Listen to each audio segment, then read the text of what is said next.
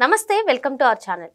Liquor స్కామ్లో మిథున్ రెడ్డి రేపైతే SIT విచారణకు హాజరు కానున్నారు. మరి ఈ రోజు విజయసాయి రెడ్డి ఆల్రెడీ సిట్ విచారణకు హాజరయ్యారు. మరి రేపు ఏం జరగనుంది, ఈ రోజు విజయసాయి రెడ్డి ఏం చెప్తారు, తద్వారా రేపు ఏం జరగనుంది, ప్రస్తుతం చర్చనీయాంశంగా ఇదే అంశం ఉంది. దీనిపైన పూర్తిగా విశ్లేషించడానికి మనతో పాటుగా ఉన్నారు పొలిటికల్ అనలిస్ట్ రాహుల్ అయ్యర్ గారు. సార్ నమస్తే. నమస్తే అండి. సార్, ఆంధ్రప్రదేశ్లో జరిగినటువంటి మద్యం కుంభకోణం అతిపెద్ద కుంభకోణం అని చెప్పి చాలా ఆరోపణలు వచ్చాయి. చాలా రోజుల క్రిందటి నుంచి కూడా మనకి మిథున్ రెడ్డి పేరు, రాజకేశ్ రెడ్డి పేరు కూడా వినిపిస్తుంది. మరి ఎట్టకేలకు మిథున్ రెడ్డి అయితే రేపు సిట్ విచారణకు హాజరు కానున్నారు. ఈ నేపథ్యంలోనే ఆయన ఆడియో వీడియో కూడా మొత్తం రికార్డ్ అవ్వాలి అని చెప్పి హైకోర్టులో ఆయన పిటిషన్ కూడా వేసుకోవడం జరిగింది. మరి మొత్తానికి ఈ అంశంపైన తోసిపుచ్చి న్యాయవాది సమీక్షంలో మీరు విచారణకు హాజరు కావచ్చు అని కూడా కోర్టు తెలపడం జరిగింది. ఏం జరగనుందంటారు? ఈరోజు విజయసాయి రెడ్డి విచారణ, రేపు మిథున్ రెడ్డి సిట్ విచారణ, ఏం జరగనుందంటారు? పాపం పండితే ఎంతకైనా దిగజారాల్సి వస్తుంది అన్నట్టు కోర్టులో పిటిషన్లు ఎందుకు వేసుకుంటాం? మనం తప్పు చేయకపోతే నిజాయితీగా నిలబడతాం కదా. అంటే తప్పు చేసిన వాళ్ళే పిటిషన్లు వేస్తారు, తప్పు చేయని వాళ్ళు పిటిషన్లు వెయ్యరు అని కాదు. జనరల్గా ఏపీ లిక్కర్ స్కామ్ అసలు ఎట్లా బయటపడిందో ఆలోచించారా? 9 నెలల క్రింద 4 ఏళ్ళు రాష్ట్రం భ్రష్టు పట్టిపోయింది. రాజధాని లేదు, డబ్బులు ఎక్కడి నుంచి వేల కోట్లు తాడేపల్లి ప్యాలెస్లో ఉన్న పెద్దలకి 3,000 కోట్లకు పైగా వెళ్ళింది. అంటే ఎలా? నెలకి 60 కోట్ల రూపాయల ఆదాయం మద్యం మీద వచ్చిందంటే ఎలా వచ్చి ఉంటుంది? అంటే ఏదైతే వైసీపీ ప్రభుత్వము 2019లో ఎన్నికల ప్రచారంలో అసలు మద్యాన్నే నిషేధించేస్తాము అని చెప్పారా లేదా? గుర్తుందా అందరికీ? కానీ అదే 4 ఏళ్లలో 3,000 కోట్లకు పైగా మద్యం మీద వెళ్ళింది అంటే మీరు ఆలోచించండి. సెకండ్ థింగ్, ఆన్లైన్లో ట్రాన్సాక్షన్స్ చేయకుండా ఆఫ్లైన్లో ట్రాన్సాక్షన్స్ చేయడం మొదలుపెట్టారు. గవర్నమెంట్ మనదే, నెక్స్ట్ వచ్చే 4 ఏళ్ళు కూడా మనవే, నెక్స్ట్ ఎన్నికల్లో కూడా 4 ఏళ్ళు మనమే ఉంటాయి, ఆ 4 ఏళ్ళు మనమే పాలిస్తాము, మన ఇష్టం వచ్చినట్టు చెయ్యొచ్చు. అదే లిక్కర్ వల్ల స్కామ్ పక్కన పెట్టండి, అతి పెద్ద స్కామ్. యాక్చువల్గా ఢిల్లీలో జరిగిన లిక్కర్ స్కామ్లో కవిత గారు వెళ్ళి చంద్రశేఖర్ బయటపెట్టిన ఇవన్నీ నిజాల వల్ల కవిత గారు, కేజ్రీవాల్ అందరూ పోయారా లేదా? వాళ్ళు ఎన్ని రోజులు ఉన్నారు, ఎన్ని రోజులకి వాళ్ళకి బెయిల్ వచ్చిందా అన్న భయం వీళ్ళలో పట్టుకుంది. దానికన్నా పెద్ద కుంభకోణం ఇది. అసలు ఇటువంటి స్కామ్ ఆంధ్ర రాష్ట్రంలో జరిగిందా అన్న ఆలోచనలో జనాలు షాక్లో ఉన్నారు. 3,000 కోట్లండి ప్రజల డబ్బు. లిక్కర్ మీద ఎట్లా సంపాదించారు? ఒక లిక్కర్ స్కామ్లో అది ఎన్ని బినామీలకు పెట్టాడు అనేది అసలు కసిరెడ్డి రాజశేఖర్ రెడ్డి పేరు ఎవరు చెప్పారండి? విజయసాయి రెడ్డి గారు. ఆయన జస్ట్ చురక అలా అంటించారు. అంటే ఎప్పుడూ ఆ పార్టీకి సన్నిహితంగా ఉండే ఆయన సడన్గా బయటకు వచ్చి ఆ పేరు చెప్పడము, ఆ పేరు చెప్పి వెంటనే పోలీసులు ఆ కోణంగా వెళ్ళడము, సిట్ అధికారులు ప్రత్యేక బృందాలుగా ఏర్పడి కసిరెడ్డి రాజశేఖర్ రెడ్డి ఏం చేస్తున్నాడు, ఈ డబ్బంతా ఏం చేశాడు? ఐటీ మినిస్టర్గా ఉండేవాడు కదా, ఆయనకు తెలుసు ఎక్కడెక్కడ ఇన్వెస్ట్ చేయాలి, ఎక్కడ ఇన్వెస్ట్ చేస్తే మన బినామీలను పెట్టుకుంటే వాళ్ళ ద్వారా మనం సాగించవచ్చు, మనం క్లీన్ చిట్తో ఉంటాము. ఎందుకంటే 2024 ఆ కూటమిని ఏదైతే ఏర్పడిందో దాన్ని కొట్టేసి వైఎస్ఆర్సీపీఏ పైకి వస్తుందని వాళ్ళు మెంటల్గా ఫిక్స్ అయిపోయారు. ఆ డబ్బుని వాళ్ళ భార్య డైరెక్టర్గా వ్యవహరిస్తున్న రాయదుర్గంలో ఉండే ఆర్ఐటీ ఆసుపత్రిలో ఫస్ట్ ఇన్వెస్ట్ చేయడం స్టార్ట్ చేశారు. అలాగే ఆ డబ్బుని డివైడ్ చేసి మొత్తం రాష్ట్రంలో, అంటే తెలంగాణ రాష్ట్రంలో హైదరాబాద్లో ఉండే 8-9 చోట్ల హాస్పిటల్స్లో ఇన్వెస్ట్ చేశారు. ఆంధ్ర రాష్ట్రంలో చేయలేదు, గుర్తుపెట్టుకోండి. అక్కడి నుంచి ఇక్కడ ఇన్వెస్ట్ చేశారు. ఆయన ఆఫీస్ ఇక్కడ ఉంది రాయదుర్గంలో, గచ్చిబౌలిలో. ఆ ఆఫీసుల్లో ఆయన కూర్చొని మంతనాలు జరిపేవాడు. ఓకే. సెకండ్ థింగ్, వాళ్ళ వైఫ్ పేరు మీద ఇప్పుడు నేను డబ్బు సంపాదించి నా ఫ్యామిలీలో ఎవరి పేరు మీదైనా పెడితే ఇరుక్కోము అని ఒక థాట్ ఉంటుంది. కానీ ఎవరైనా చేసేది ఏంటి, అంత డబ్బు వచ్చినప్పుడు డివైడ్ చేసుకుంటారు ఫ్యామిలీలో, వాళ్ళ పేరు మీద ఇంత, వీళ్ళ పేరు మీద ఇంత, వీళ్ళ పేరు మీద ఇంత వేసుకుంటారు.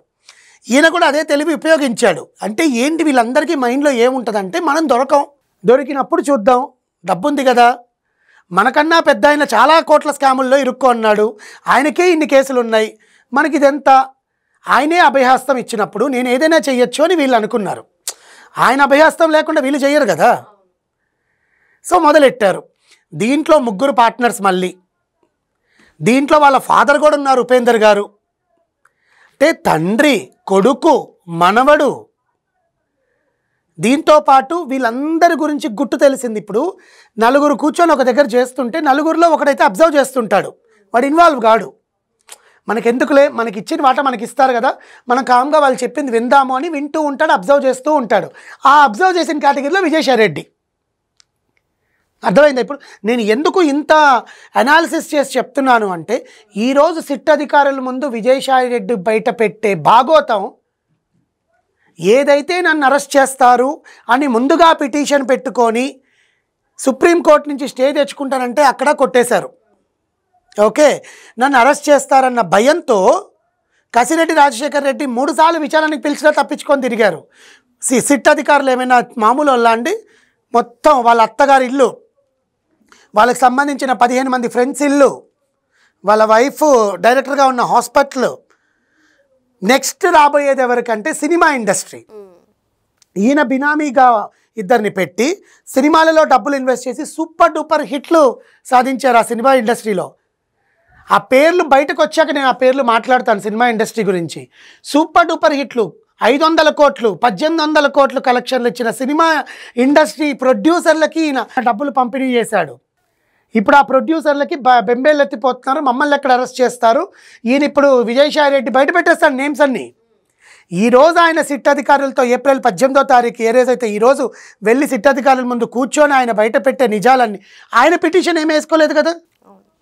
ఆయన ధైర్యంగా నేను వస్తాను, మాట్లాడతానని, విచారానికి నేను సపోర్ట్ చేస్తాను, నా దగ్గర ఏదైతే ఇన్ఫర్మేషన్ ఉందో అదంతా మీ ముందు ప్రొడ్యూస్ చేస్తానని చెప్పాడుగా. ఎప్పుడో నేను పార్టీని వదిలేసి నేను వెళ్ళి వ్యవసాయంలో నా శేష జీవితాన్ని గడిపేస్తానని చెప్పిన విజయసాయిరెడ్డి గారు మళ్ళీ లైమ్లైట్లోకి వచ్చి మళ్ళీ వెళ్ళి సిట్ అధికారుల ముందు కూర్చొని మాట్లాడుతున్నారంటే కూసాలు ఎక్కడ కదులుతున్నాయో ఆలోచించండి. అక్కడ పైన ఏదైతే కదిలించాలనుకున్నారో ఒక్కొక్క మొక్క పిక్కుంటూ వస్తున్నారు ప్రభుత్వం.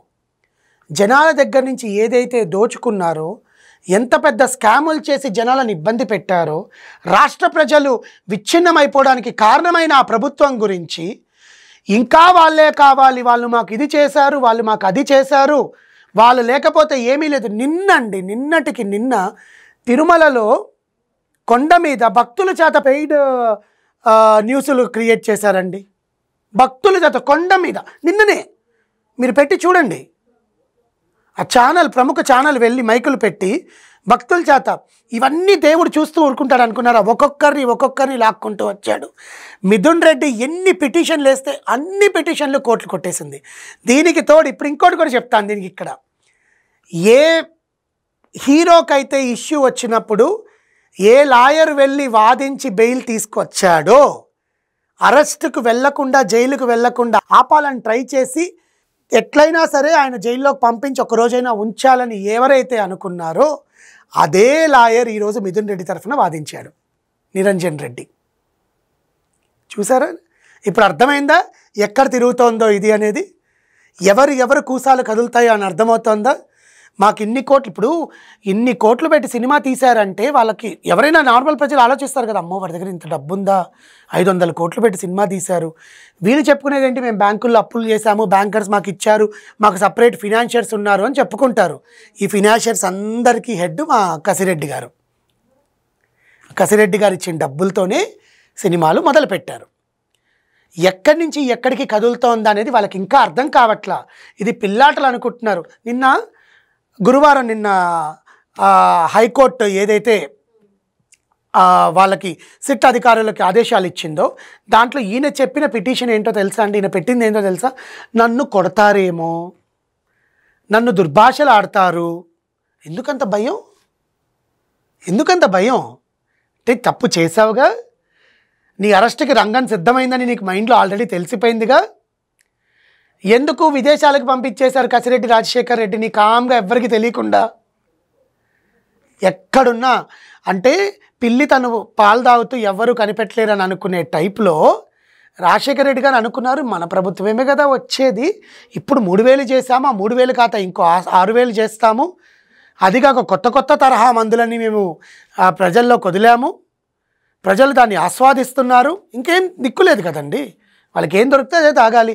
ఏదైతే లిక్కర్ ఆపేస్తామో, లిక్కర్ అనేది మేము అసలు మద్యం సేవించడం అనేది నిషేధం ఆంధ్ర రాష్ట్రంలో అని చెప్పిన ప్రభుత్వం 3,000 కోట్ల స్కామ్ చేసింది అంటే ఎంత పక్కా ప్రణాళికగా 2019 నుంచి 2024 వరకు ఏమైతే చెయ్యాలో అన్ని ముందే ప్రణాళికగా వేసుకొని రంగంలో దిగారు. 4 ఏళ్లలో అభివృద్ధి పక్కన పెట్టండి, దోచేయడంలో ఎంత మేము సిద్ధహస్తులం అనేది ప్రూవ్ చేశారు వాళ్ళు. ఇప్పుడు రేపొద్దు నేను సిట్ అధికారులకు ముందుకెళ్తే వాళ్ళు నన్ను కొడతారు, నేను మాట్లాడే మాటల్ని మ్యానిపులేట్ చేస్తారు, నేను ఒకటి చెప్తే వాళ్ళు ఒకటి రికార్డింగ్ చేసుకుంటారు, నా ఫోన్లో నా న్యాయవాదులు ఆడియో రికార్డింగ్ చేయాలి, వీడియో రికార్డింగ్ చేయాలి అని మాట్లాడడము, అవన్నీ నువ్వు వెళ్ళి పిటిషన్ పెడితే కోర్టు ఒకటే చెప్పింది, అలాంటివన్నీ చెల్లవు, నీ తరఫున 2 న్యాయవాదులు మాత్రం ఇచ్చి పంపిస్తాము, ఒకరు మాత్రం నీకు 10 అడుగుల దూరంలో నిలబడుకొని వినొచ్చు, ఇంకొకరు బయట ఉండొచ్చు, లోపల ఏదైతే సీసీటీవీ ఫుటేజ్ ఉంటుందో ఆ సీసీటీవీ ఫుటేజ్ మాత్రం మాకు కావాలి అని చెప్పి కోర్టు ఆదేశాలను ఇచ్చింది. ఇంకా భయం పట్టుకుంది. ఎందుకంటే సిట్టు ముందుకెళ్ళి ఒక 10 నిమిషాలు 20 నిమిషాలు ఏదో నార్మల్ పోలీస్ స్టేషన్కి వెళ్ళి కూర్చొని నీ పలుకుబడితో బయటకు వచ్చే రకం కూడా కాదు, ఫోన్లలో చేసే మంత్రాలు కూడా కాదు. నిన్ను పిలిచారు అంటే వాళ్ళ దగ్గర ఎన్ని ప్రూఫ్లు ఉన్నాయనేది ఆలోచించాలి. ఎంత డీప్గా వెళ్ళి ప్రతి ఒక్క డీటెయిల్ టు డీటెయిల్ తీసుకొచ్చారంటే సిద్ధాధికారులు, ఈరోజు విజయసాయిరెడ్డి గారు చెప్పే దాంతో ఎంతమంది అరెస్ట్ అవుతారు, అన్నిటికన్నా పెద్ద పేరున్న రోజా గారు దీంట్లోంచి బయటికి రావాలి. మేడం అసలు ఇన్వాల్వ్మెంట్ ఉంది దీంట్లో. మనకు ఇక్కడ కవిత గారు ఎట్లా అయ్యారో అక్కడ రోజా గారు ఇన్వాల్వ్మెంట్ ఉంది. మేడం భయపడుతోంది ఏం జరుగుతుందా అని. నిన్న రచ్చ చేయడానికి రీజన్ కూడా అదే. దాని రచ్చ వల్ల అందరూ అక్కడ ఫోకస్ చేస్తారు, ఇది మర్చిపోతారు అనుకున్నారు. ఇది కోర్టులో ఉన్న కేసు. సీరియస్గా చెప్తున్నాను, I'm not manipulating and exaggerating, వేరే వాళ్ళు ఉన్నారు అని కాదు. విజయసాయిరెడ్డి గారు అంత ధైర్యంగా బయటకు వచ్చి చెప్పారు అంటేనే ఎంతమంది పేర్లు చెప్తారా ఈరోజు అని చెప్పి ఆ పార్టీలో ఎక్కడెక్కడ బిక్కుబిక్కుమని వెయిట్ చేస్తున్నారు, ఏమి న్యూస్ వస్తుందా బయటకి అని చెప్పి. బట్ జనరల్గా ఈరోజు రేపు విచారణ జరిపిన తర్వాత సిట్ అధికారులు దాని గురించి బయట పెడతాము అని అంటున్నారు. కానీ ఇంతమంది ప్రజలు ఉసురు పోసుకొని వాళ్ళు ఇంకా మేము బయట తిరగాలి, మేము ఇంకా ప్రబుద్ధులం, మేము ఇంకా ఉత్తములం, మా తప్పేమీ లేదు, కావాలనే కూటమి ప్రభుత్వం మా మీద నిందలేస్తుంది అంటే కళ్ళ ముందు సాక్ష్యాలు కనిపిస్తున్నప్పుడు నిందలు ఎవరండి వేస్తారు? వాళ్ళకి ఏం అవసరం? నిందలేస్తే జనాలు అడగరా ఊరికి నేను ఎందుకు నిందలేస్తున్నారు అని? ప్రూఫ్లన్నీ బయట చూపించి మీ మీద మీ పార్టీ ఆయనే వచ్చి డైరెక్ట్గా చెప్పి మీ పేరు మీద లిక్కర్ స్కామ్ జరిగిందని ఇంత పెద్ద ప్రూఫ్ చూపిస్తున్నప్పుడు మీకు ఆ మాత్రం అర్థం కావట్లేదా ఏం జరగబోతోంది అనేది? ఫ్యూచర్ అనేది వాళ్ళకి తెలిసిపోయిందండి. ఆ ఫ్యూచర్ని ఎలా కాపాడుకోవాలని ఎన్నిసార్లు కోర్టులో పిటిషన్ వేసినా కూడా ఎట్టకేలకి నిన్న శాసనం అధిష్టానం ఏం శాసించిందంటే నీకు 2 లాయర్లు ఇస్తారు, వెళ్ళు, నువ్వు మాట్లాడేసి రా. నీ మీద కొడతారా తిడతారా అవన్నీ వాళ్ళ చేతుల్లో పని, కోర్టు దానికి సంబంధం లేదు. కోర్టు కొట్టద్దు అని చెప్పదు, కొట్టు అని కూడా చెప్పదు. జనరల్గా చెప్పాలంటే జనరల్గా నువ్వు కస్టడీలోకి తీసుకున్నప్పుడు నార్మల్గా ఏదైనా కస్టడీకి పిలిచి నిన్ను విచారించాలనుకున్నప్పుడు చెయ్యి ఎవ్వరు వెయ్యరు. కానీ వాళ్ళ స్టైల్లో వాళ్ళ నిజాలు బయట పెట్టాలి అంటే తప్పదు. దానికి నువ్వు పిటిషన్లు వేసుకొని భయపడిపోయి ఎంపీ అండి, ఎంపీ భయపడడం అనేది ఆలోచించండి. ఎంత తప్పు చేస్తే భయపడతాడు? సరే నా పేరు రాదులే అని అనుకుని ఇంట్లో కూర్చున్నాడు హాయిగా, పేరు తీసుకొచ్చి బయట పెట్టారు. దీని వెనకాల ఇంకా ఎంత కుట్రుంది? అసలు దీని వెనకాల రీజన్ ఏంటి అంటే ఎక్కడైతే మనం కూసాలు కదులుకుంటూ వచ్చి మెయిన్గా ఉండే అతనికి అరెస్ట్ సిద్ధం చేయాలి. ఎందుకంటే డైరెక్ట్గా అక్కడే చేశామనుకోండి వీళ్ళందరూ విజృంభించే ఛాన్సెస్ కూడా చాలా ఉంటాయి. ఓపెన్గానే చెప్తున్నాను. వీళ్ళు వాళ్ళ నాయకుడి కోసం ఏ రకంగా అయినా మ్యానిపులేషన్ చేస్తారు. వీళ్ళ సపోర్టే ఆయనకి లేకుండా పోతే, ఇప్పుడు ఏదైతే సపోర్ట్ ఉందనుకునే కదా ఇంత విరవీగిపోతున్నారు. మనం చూసారా హెలికాప్టర్ దాంట్లో ఎంత ఇష్యూ చేశారు? నిన్నెవరు ఆ హెలికాప్టర్ని, గవర్నమెంట్ హెలికాప్టర్ని లేకపోతే నీ పర్సనల్ హెలికాప్టర్ని అంత పెద్ద ఊర్లో పరామర్శించడానికి నువ్వు హెలికాప్టర్లో వెళ్ళి దిగి, సరే నువ్వు వెళ్ళి ఆ లింగమయ్య కుటుంబానికి ఏమైనా నీ తరఫున ఏమైనా సాయం చేశావా? నీ వెనకాలుండే అనుచరులు చేసే తప్పుని నువ్వు కవర్ చేసుకుంటూ వచ్చి రాష్ట్రాన్ని భ్రష్టు పట్టించి కూటమి ప్రభుత్వం మీద మళ్ళీ నువ్వు నిందలు వేసుకుంటూ ఈరోజు ఏదైతే గవర్నమెంట్ కోర్టు చెప్పిన దాన్ని మధ్యలో అడ్డుకట్ట వేయడానికి ఇంకో 4-5 చేత నిన్న కోర్టు మల్లికార్జున రెడ్డి గారు ఇచ్చిన స్టేట్మెంట్కి నిరంజన్ రెడ్డి గారు వాదించిన వాదనలు అసలు ఆయన అసలు తప్పే చేయలేదన్నట్టుగా వాదించారు. జనాలు ఏమైనా పిచ్చోళ్ళ, ప్రభుత్వం ఏమైనా పిచ్చిదా, చూపిస్తున్న ప్రూఫ్లు ఏమైనా క్రియేట్ చేసినట్టువా? ఇవన్నీ పక్కన పెడితే నీతో పాటు తిరిగిన ఒక మనిషి వచ్చి నీ పేరు బయట చెప్పినప్పుడు అంతకన్నా ప్రూఫ్ ఏం కావాలి అంటాను నేను. సో నేను చెప్పేది ఏంటంటే అమ్మ, ఈరోజు విజయసాయి రెడ్డి గారు లోపలికి వెళ్ళి నిజాలు బయట పెడతారా లేదా అని పక్కన పెడితే, ఆయన మనస్సాక్షిగా నమ్మి వెళ్తున్నందుకు ఏదైతే జరిగిందో అదైతే బయట చెప్పడం జరుగుతుంది. దానివల్ల ఎంతమంది అరెస్ట్కి రంగం సిద్ధమవుతుందా, ఎంతమంది లోపలికి వెళ్తారా అనేది రేపు మిథున్ రెడ్డి గారి సిట్ ఇన్వెస్టిగేషన్ తర్వాత రేపు ఈవినింగ్కి వెళ్ళా మనకు న్యూస్ తెలుస్తుంది. ఎందుకంటే ఈ రెండు ఒకటేసారి బయట చెప్పేశారు అనుకోండి, ఈరోజు పోలీసులు ఆయన జరిగింది ఏమైనా ఒక్క ఇన్ఫర్మేషన్ బయటకు లీక్ అయినా కూడా రేపు అతను జాగ్రత్త పడే అవకాశాలు ఉంటాయి. ప్లస్ రాత్రికి వెళ్ళిపోయే అవకాశాలు కూడా ఉంటాయి. ఇప్పుడు అలాగే కదా, నోటీసులు వచ్చాకనే కదా రాజశేఖర రెడ్డి గారు కనిపించకుండా పోయారు. సో ఇవన్నీ దృష్టిలో పెట్టుకొని ప్లస్ లా అండ్ ఆర్డర్ని తన చేతుల్లో తీసుకునే అంశం మనం చాలాసార్లు చూసాం వైఎస్ఆర్సీపీని. అర్థమైందా మీకు? ఆ దాన్ని కూడా దృష్టిలో పెట్టుకొని పగడ్బందీగా ప్లాన్ చేశారు సిట్ అధికారులు. దీని వెనకాల ఉండే రహస్యాలన్నీ కూడా మనకు రేపు ఈవినింగ్ కల్లా తెలవబోతున్నాయి. దీంట్లో ఇంకెంతమంది ఉంటారు, ఎంతమందికి వీళ్ళు నోటీసులు ఇవ్వబోతున్నారు అనేది సిట్ అధికారులు మళ్ళీ మీడియా ముందుకు వచ్చి చెప్పడం జరుగుతుంది, లేదా కోర్టుకి సబ్మిట్ చేయడం జరుగుతుంది ఆ నివేదికని. కానీ ఎప్పటికైనా సరే నిజం నిజాయితీగా నిలబడుతుంది. తప్పు చేసిన వాళ్ళు శిక్షించబడతారు. జనాల పొట్టల మీద కొట్టి సంపాదించిన డబ్బు ఎప్పుడు శాశ్వతం కాదు అని ప్రూవ్ చేయడానికే ఈ 9 నెలలు నేను మళ్ళీ చెప్పాను, చాలాసార్లు కూడా చెప్పాను. మీరు సంవత్సరం అవుతుంది ఆంధ్ర రాష్ట్రానికి ఏమీ చేయట్లేదు అంటే, మీరు 4 ఏళ్ళు బస్టు పట్టించిన ఆంధ్ర రాష్ట్రంలో ఎన్ని అవకతవకలు జరిగాయి అవన్నీ ఒక కొలిక్కి తీసుకురావడానికే ఇంత టైం పడుతుంది. తర్వాత కదా ఆ రాష్ట్రాలు అభివృద్ధి చేయాలా లేదా అని, ఏ రకంగా ఏ సైడ్ నుంచి అభివృద్ధి చేయాలనేది స్టార్ట్ చేసేది. మొత్తం అన్ని అవకతవకలుగా తీసుకొచ్చేసి ఎక్కడ వేసిన గొంగలు అక్కడే ఉన్నట్టు కట్టించిన ఇల్లు అలాగే ఉన్నాయి, పెయింట్ మార్చావు, వైట్ అండ్ బ్లూ వేసావు, మళ్ళీ దానికి నువ్వు పట్టాలు ఇవ్వలేదు, ఏమీ చేయలేదు. జనాల మీదకి మద్యం అనేది కొత్త రూపంలో కొత్త క్రియేట్ చేసిన మద్యాన్ని జనాల మీద పంపించేసి వాళ్ళ మీద రుద్దేసి ఏవైతే నువ్వు పెండింగ్ పనులు ఉన్నాయి అవన్నీ మీద దృష్టి మళ్లించకుండా మధ్యలో ఊగి తేలుతున్న జనాలకి నువ్వు ఏవేవో అమ్మ ఒడి ఇంకేవేవో పేదలకి, అది కూడా ఆయన ఏదైతే అనుకున్నాడో దాంట్లో ఎక్కడైతే లాభం వస్తుందో దాంట్లోనే క్రియేట్ చేసి వాళ్ళ కార్యకర్తలు, వాళ్ళ మినిస్టర్లు, వాళ్ళ నియోజకవర్గానికే నువ్వు వంత పాడుతూ తాడేపల్లి ప్యాలెస్కి 3,000 కోట్లు పైగా వెళ్ళింది అంటే జనాలకి ఇప్పటికైనా అర్థం చేసుకోవాలి ఏం జరిగిందా, ముందు ఏం జరగబోతుందా అనేది. సో రేపు సిట్ అధికారులు ఏదైనా నివేదిక ఇస్తే దాని మీద మనం ఇంకొంచెం విశ్లేషంగా మాట్లాడచ్చు. ఎందుకంటే సిట్ అధికారులు అడిగే ప్రశ్నలకి, వాళ్ళు 3 గంటలో 4 గంటలో కూర్చోపెట్టి వాళ్ళని అడిగే ప్రశ్నలకి వీళ్ళు నీళ్లు నమిలారు అంటే నెక్స్ట్ అరెస్ట్ ఖాయం. మరి మొత్తానికి తీగలాగితే డొంక కదిలినట్టు విజయసాయి రెడ్డి ఇచ్చే స్టేట్మెంట్ ఆధారంగా ఎవరైతే పెద్ద తెలకాయలు ఇందులో ఇన్వాల్వ్ అయి ఉన్నారో వాళ్ళందరికీ కూడా అరెస్ట్కి రంగం సిద్ధమవుతుందని చెప్పి సార్ చెప్తున్నారు. Thank you sir.